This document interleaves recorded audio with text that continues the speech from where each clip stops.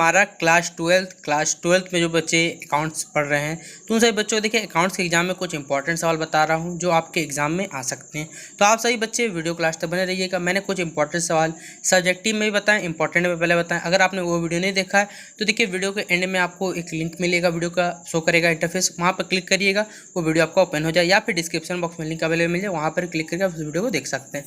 तो चलिए पहला सवाल हमसे पूछा हुआ है कि इन the absence of any partnership agreement, यानी किसी समझौते के अभाव में साझेदारी फर्म के लाभ और हानि का जो विभाजन होता है वो कैसे किया जाता है, ये हमें बताना है। तो देखिए सीधा बात है कि कोई भी लाभ और हानि है वो डिपेंड करता है मनी पे, जिसे आप कैपिटल कह सकते हैं। ठीक है, अगर आप कॉमर्स के स्टूडेंट है तो मोस्टली कैपिटल का, हिंदी में से कहा जाता है पूंजी।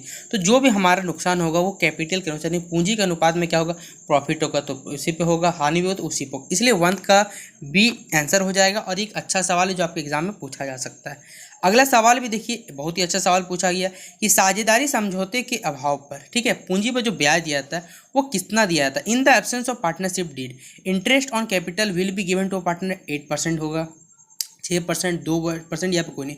आप खुद बताइए समझौता स्वभाव आपका कि साझेदारी समझौता हो रहा है उसका अभाव में, ठीक है, कोई भी आपका पार्टनरशिप का डीड एग्रीमेंट नहीं है, उसको आप जो पूंजी दीजिएगा वो कितने परसेंट, कोई फिक्स है नहीं, एकदम कोई फिक्स नहीं, इसलिए ऑप्शन नंबर डी इसका आंसर हो जाएगा। ये समझने वाला क्वेश्चन था, इंपॉर्टेंट नहीं, बस मैं आपको समझा दे रहा हूँ। ठीक है, ये सवाल अच्छा है, आप इसे लिख सकते हैं कि फॉर द फर्म, ठीक है, इंटरेस्ट ऑन पार्टनर ड्राइंग, ठीक है, फर्म के लिए आरोहण पर जो ब्याज होता है वो क्या कहलाता है, ठीक है, वो कहलाता है सीधा सीधी आय कहलाता है, यानी ऑप्शन नंबर बी इसका सही होगा और अच्छा सवाल है, मार्क कर लीजिएगा। ठीक है, अगला सवाल है हमारा कि देखिए यहाँ पूछा हुआ है when drawings are made at the end of every month of certain amount then interest will be calculated on total drawings. मैं आपको सिर्फ इसको समझा दे क्या बोला गया कि जब वर्ष भर निश्चित राशि को आहरण प्रत्येक महीने की अंतिम तिथि किया जाता है तो आहरण की कुल राशि पर जो ब्याज लगाया जाता है वो कितने महीने के लगाया जाता है ये हमें बताना है। तो वो कितना होगा, 5.5 महीने के लिए।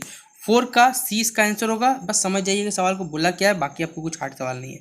देखिए ये आप क्वेश्चन नंबर 5 छोड़ सकते हैं, लेकिन बस समझा दे रहा हूँ कि कौन सा देखिए लाभ का नियोजन है। सीधा बात है, which of the following is an appropriation of profit, interest on loan, interest on capital, salary या फिर आपका रेंट। तो क्या होगा सही जवाब, इसका सही जवाब हो जाएगा इंटरेस्ट, जो मनी जो हमने पूंजी लगा उस पर जो ब्याज आएगा वही हमारा क्या होता है, लाभ नियोजन कहलाता है। ठीक है, नहीं ऑप्शन नंबर 5 का बी।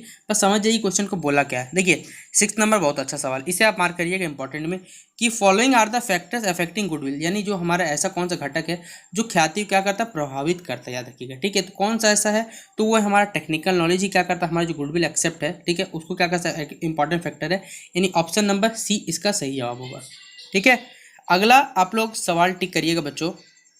क्वेश्चन नंबर पढ़ सकते हैं, ये क्वेश्चन नंबर 7 अच्छा सवाल बोला हुआ है कि the monetary value of reputation of the businesses, ठीक है, व्यवसाय की प्रसिद्धि के मौद्रिक मूल्य को देखिए क्या कहते हैं हम लोग, तो वो कहा जाता है बच्चों सरप्लस कहा जाता है। अब उसे ऑप्शन गुडविल कहा जाता है, ये ऑप्शन नंबर ए क्या होगा, ख्याति से हिंदी में कहते हैं, ये इसका सही जवाब हो जाएगा। ठीक है, अगला देखिए गुडविल। गुडविल क्या है, एक मूर्त संपत्ति यानी टेंजिबल एसेट है, इंटेंजिबल एसेट है, करंट एसेट या फिर नन ऑफ दी। खुद बताइए क्या है, ये एक अमूर्त संपत्ति, हिंदी इंग्लिश में कहा जाता है इंटेंजिबल आपका एसेट, यानी ऑप्शन नंबर बी इसका सही जवाब हो जाएगा। ठीक है, देखिए ये जो सवाल आपसे पूछा गया है ये सवाल आपको एग्जाम में बनाना है, क्योंकि ये न्यूमेरिकल आपसे एग्जाम में पूछा जाएगा, इसलिए आप इस सवाल को बनाइएगा, आपको कुछ समझ में आए क्या बोला है। अगला सवाल है excess of the credit side over the debit side of revaluation account. ठीक है, ये क्या होगा, लाभ होगा, हानि होगा, प्राप्ति होगा, जिसे इंग्लिश में गेन भी कहा जाता है, और व्यय होगा। तो क्या होगा बच्चों सही जवाब, इसका हो जाएगा लाभ होगा, ऑप्शन नंबर ए लाभ इसका सही जवाब है। ठीक है, अगर क्वेश्चन नंबर 11 आपको बनाना है, क्वेश्चन नंबर 12 देखिए आपको बनाना है, इसमें कुछ नहीं किया सकता।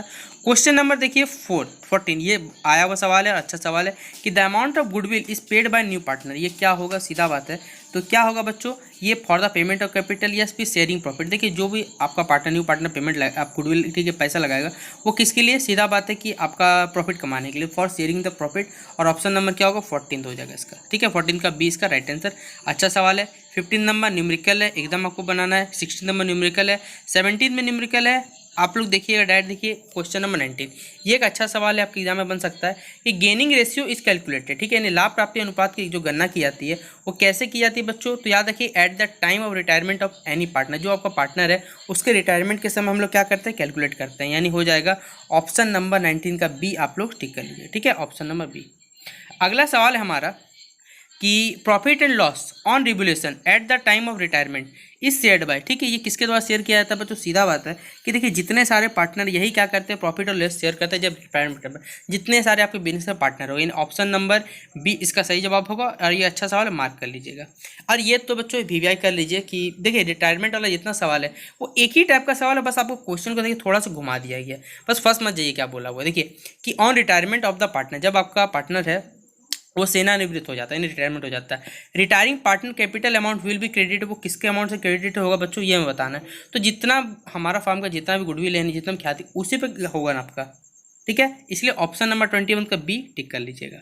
ओके, अगला क्वेश्चन नंबर 22 समझिए, इंपॉर्टेंट नहीं है बस समझिए। Share holder of a company, जो शेयर होल्डर होते हैं बच्चों वो क्या कहलाते हैं? सीधा बात है ना, कंपनी का ओनर ही तो होंगे ना शेयर होल्डर, जो शेयर प्रॉफिट शेयर कर रहे हैं, सीधा बात है। 22 का ए बस समझना था क्वेश्चन को। 24 अच्छा सवाल है कि premium on issue of share, जो अंशों का अधिमूल्य पर निर्गमन है बच्चों वो क्या होता है? तो कहलाता है कैपिटल गेन, ठीक है। 24 का ए टिक करिएगा, और अच्छा सवाल है, इसे मार्क कर लीजिए, ठीक है।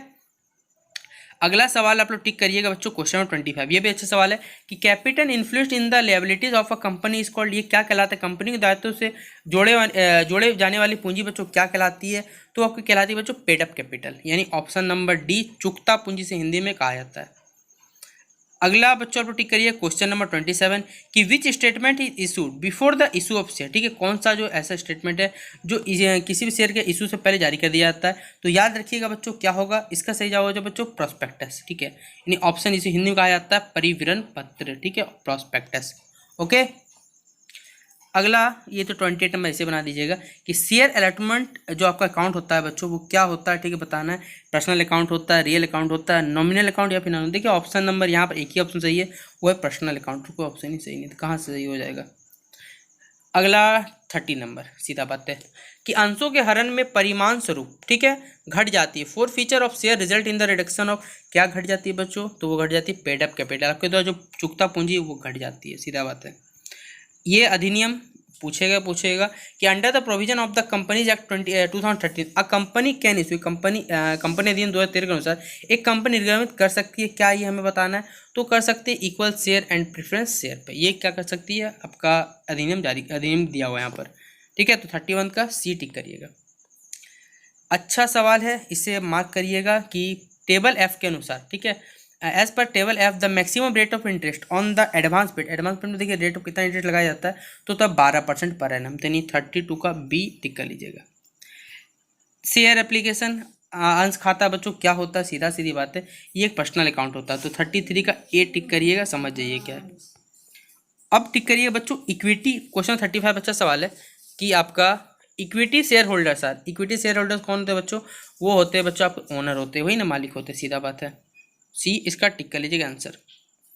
अगला बच्चों 36 का तो खुद बनाइए क्या होते हैं। शेयर होल्डर क्या करते हैं बच्चों? लाभांश प्राप्त करते हैं, डिविडेंड प्राप्त करते हैं, सीधा बात। 36 अभी इंपॉर्टेंट नहीं, बस बता दे रहा हूँ।